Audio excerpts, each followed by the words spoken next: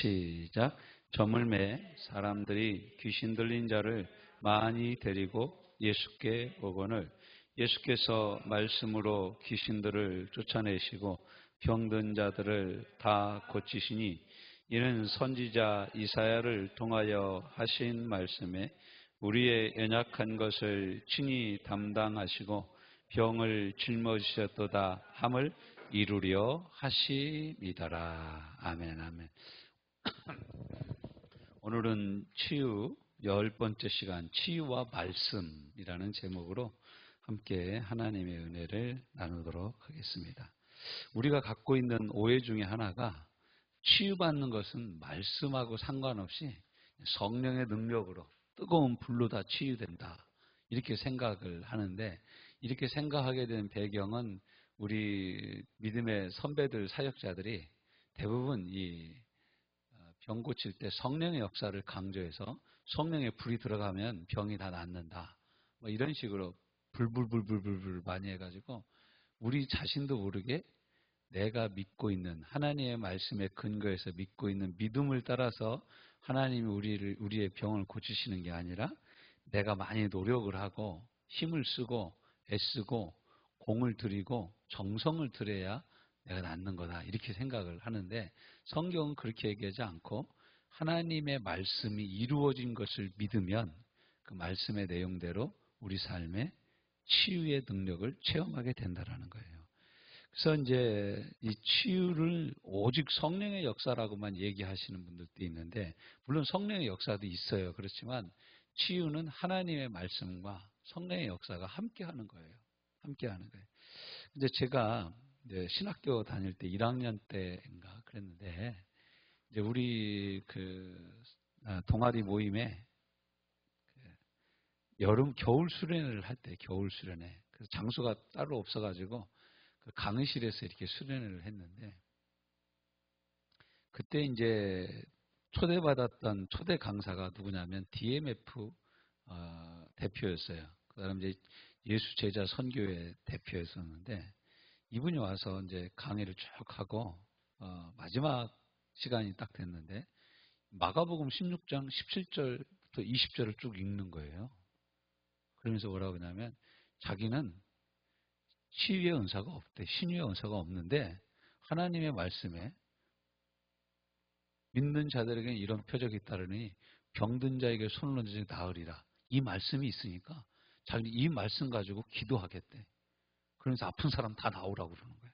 이야, 나는 그때 처음 봤어. 성령 대부분의 이런 부흥 강사들이 와서 뭐라고 얘기합니까? 내가 왕십리교회 가서 부흥했는데 말기암 환자가 나왔어. 내가 저 충남 논선에 가서 부흥할 때 말이야. 그때 간암 환자가 나와가지고 헌금해가지고 그 귀에 졌어. 이런 얘기가 우리가 신앙생활 막 시작할 때 많이 들었던 간증들입니다. 근데 저한테는 그게 어마어마한 충격이었어요. 왜냐하면 제가 그때 출석하던 청광교회 오준성 목사님이라는 분은 어떻게 해야 병이 낫냐? 주여 삼창을 해가지고 목이 쉬어가지고 온몸에 힘이 다 쪽 빠질 때까지 기도해야 역사가 일어난다. 이렇게 하셨어요. 그럼 여기서 그렇게 쪽 빠져가지고 은혜 받을 사람 몇 사람이나 있겠어요? 네? 거의 막 기도하면 밤 12시부터 기도해가지고 새벽 4시까지 기도했어요. 어마어마한 기도 몰아붙였죠. 그래서 저는 이제 그게 잘못됐다는 게 아니라 그런 환경 가운데서 말씀을 듣고 신학교 1학년을 다닐 때였는데, 아니 이 목사님 와가지고 나는 신유의 은사가 없다라는 거예요. 근데 제가 생각을 속으로 신유의 은사가 없는데 왜 기도를 해주는 거야? 이렇게 생각을 했어요. 근데 그분이 뭐라고 했냐면 말씀이 믿는 자들은 이런 표적이 따른다고 하지 않았냐? 그러니까 나는 말씀 따라서 기도해준다. 나오는 거예요. 나오는 사람마다 안수하면서 기도를 하는 거예요. 그러나서 물어봐. 당신 이 말씀대로 나은 줄 믿냐? 그랬더니 저는 그 좀 미심쩍어 가지고 안 나갔거든요. 그랬더니 앞에는 다 낫다고 그러는 거예요, 사람들이.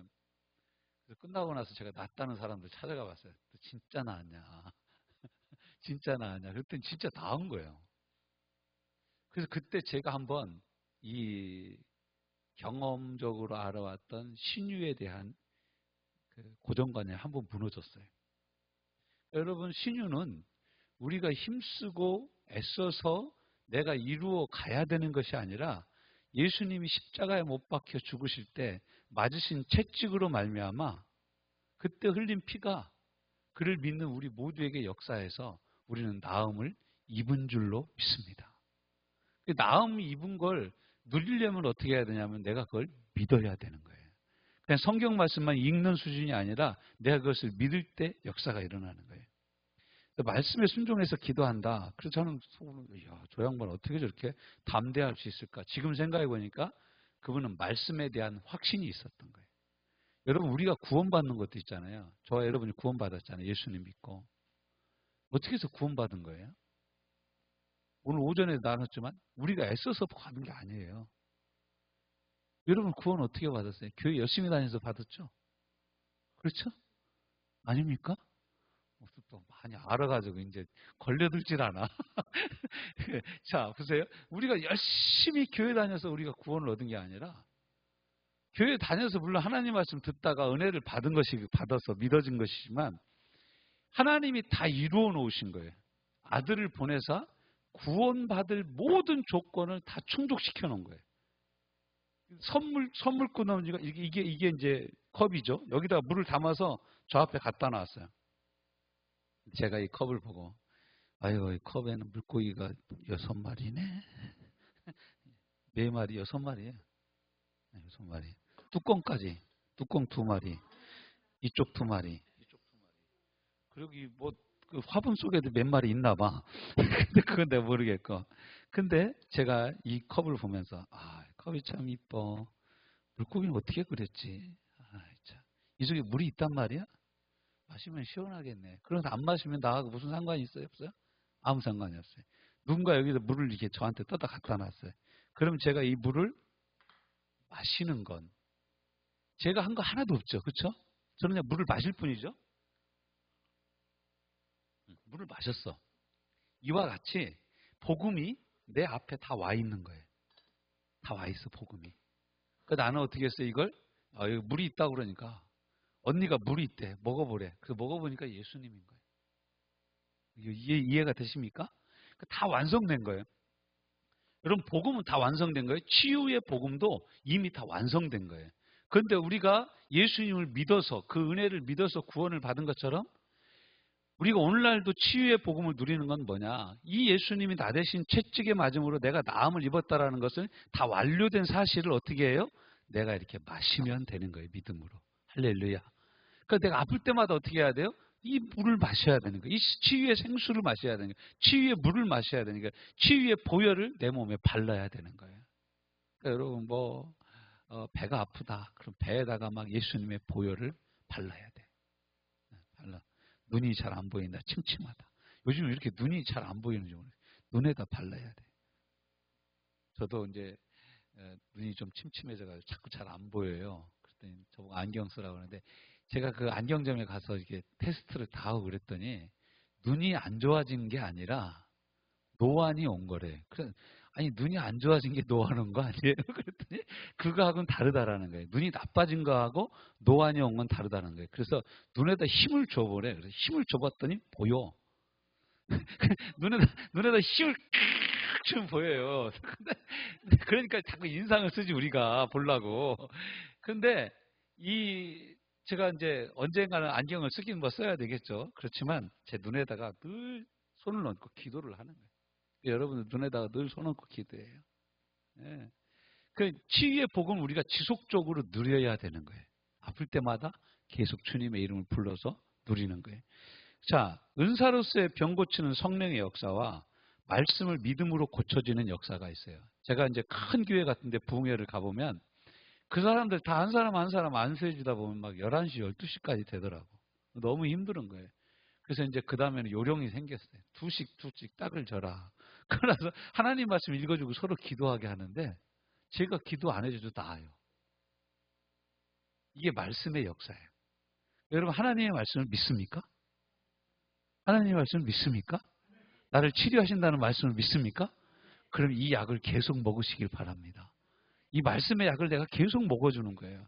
여러분, 이 어떤 약은 계속 먹어줘서 약효가 발휘하려면 이 물이 넘치려면 물을 계속 부어야 되는 것과 같은 거예요. 치유도 마찬가지예요. 어떤 치유는 급진적으로 급격하게 오늘 뭐 우리가 오전 말씀에 12회를 혈루증으로 앓던 여자가 예수님 옷을 만지자마자 즉시 혈루의 근원이 말랐어요. 이건 의사만이 할 수 있는 얘기예요. 즉시 병이 떨어졌다는 거예요. 의사 누가 하는 그런 말을 쓰는 거예요. 그 혈류가 그친지라. 이건 의사만이 쓸 수 있는 거예요. 마가는 어떻게 하냐. 혈류의 근원이 마른지라. 이렇게 표현하는 거예요. 그 영적으로 보는 거죠. 혈류의 근원을 보고 의사는 어떻게 해야 돼요? 피나는 거 멈췄다 이거야. 피가 멈췄더라. 이렇게 표현을 한 거예요. 누가는 의사니까 정확하게 하는 거죠. 그리고 의사 누가는 회당동 야이르의 딸도 어떻게 해야 돼요? 거의 죽어가는지라. 이렇게 설명을 하는 거예요. 우리가 생각하기는 어떻게 해야 돼요? 과장하면 죽었대 이렇게 나가는 거죠. 근데 의사는 절대로 그렇게 얘기 안 하죠. 죽어가고 있는 중이냐? 죽었냐? 하얀 천 덮었냐? 이렇게 하는 거죠. 그게 다른 거예요. 의사들이 하는 얘기 그게 달라요. 그래서 하나님의 말씀을 내가 믿음으로 고쳐지는 역사는 내가 은사가 없고 손이 커지지 않고 손이 뜨겁지 않아도 하나님의 말씀을 믿고 고침받는 많은 역사가 있어요. 이게 기도해지다 보면 어떤 때는 막 성령의 불이 나가고 성령의 역사가 강력하게 역사할 때가 있어요. 근데 저는 한번 이렇게 그런 역사에 힘입어서 막 기도를 해주다 보니까 한 10명 넘어가면요. 성령께서 역사하시는지 뭐 잘 모르겠어. 너무 힘이 없어. 힘이 빠지더라고, 힘이. 근데 그때 우리가 붙잡고 사역해야 되는 것이 뭐냐면 치유의 말씀을 붙잡고 사역을 하는 거예요. 그가 찔림 우리의 허물을 인함이요 그가 상함 우리의 죄악을 인함이라. 그가 징계를 받음으로 우리가 평화를 누리고 채찍에 맞음으로 나음을 입었도다. 주님, 저는 이 말씀을 믿습니다. 주님 채찍에 맞으심으로 나는 이미 나았음을 믿습니다. 내 무릎을 만져주옵소서. 내 허리를 만져주옵소서. 내 몸을 만져주옵소서. 우리가 계속해서 그 말씀을 붙잡고 기도를 하는 거예요. 그러면요, 말씀의 역사는 참 신기하고 놀라워요. 내가 애쓴 게 없잖아요. 말씀대로 이루어지는 거예요. 쉽게 얘기하면 이런 겁니다. 여러분 이제 ATM기 현금 인출기 앞에 가서 딱 갔어요. 내 카드를 딱 집어넣고 딱 보니까 비밀번호 쳐놓고 이렇게 서서 보니까 금이 뭐 100만 원이 있어. 근데 내가 50만 원 빼서 써야 되겠다. 50만 원 인출하겠습니다. 50만 원 딱 하고 누르면 인출이 돼요, 안 돼요? 되죠.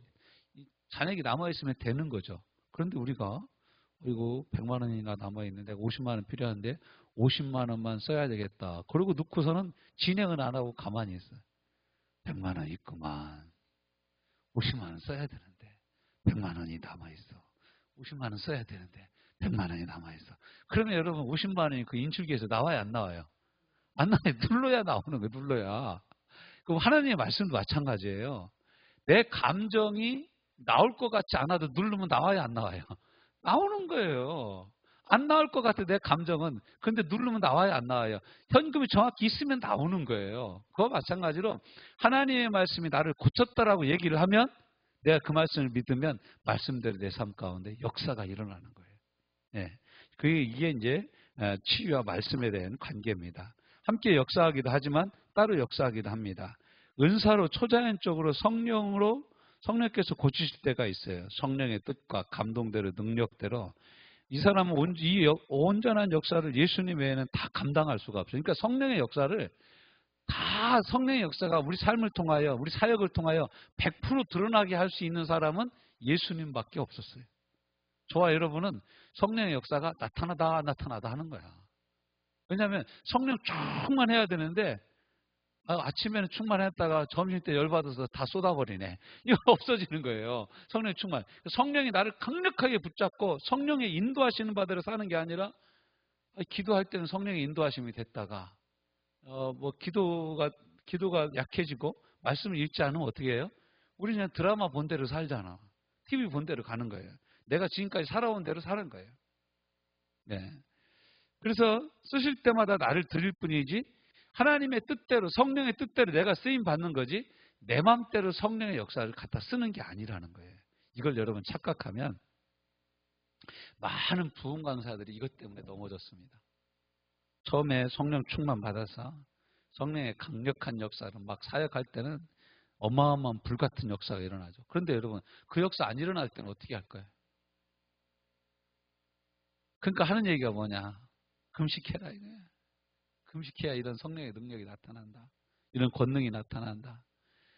그럼 여러분, 내가 그 집회하러 갈 때마다 맨날 금식하면서 밥도 안 먹고 어떻게 집회를 인도할 수가 있어요? 그럴 수가 없잖아요. 성령의 역사는 성령께서 나를 들어 쓰시는 것이지 내가 성령의 역사를 갖다 쓰는 게 아니에요. 성령은 주님이셔요. 성령은 하나님이셔요. 그러면 종이 주인 말을 들어야지 어떻게 종이 주인을 갖다 쓰냐? 이게 잘못된 거예요. 되게 잘못된 거예요. 이게 이제 성령론에서 우리가 착각하는 것 중에 하나인데 이거 이렇게 쓰면 안 되는 거예요. 성령 하나님 인격적이신 분이세요. 그분이 주님이시고 내가 종인데 종이 주인 보고 고치세요. 고쳐.